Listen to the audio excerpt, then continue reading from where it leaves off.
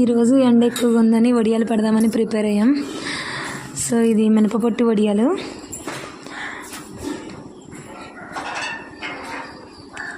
చూడండి ఎండ ఎంత ఎక్కువగా ఉందో. ఇది మా టెర్రస్ అన్నమాట. ఆల్రెడీ మేము ఇవన్నీ పెడదామని ప్రిపేర్ చేసి ముందుగానే పెట్టాం. మళ్ళీ వీడియోలు ఎంత అవుతుంది కదా, అందుకోసమని.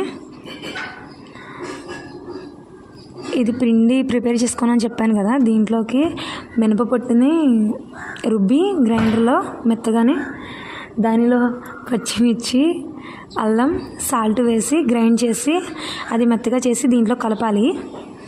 చేసిన తర్వాత ఇలా చిన్న చిన్న ఉండలుగా పెట్టాలి. ఇది ఒక రోజుకల్లా ఎండిపోద్దంట. చూడాలి రేపు ఎండుతుందో లేదో.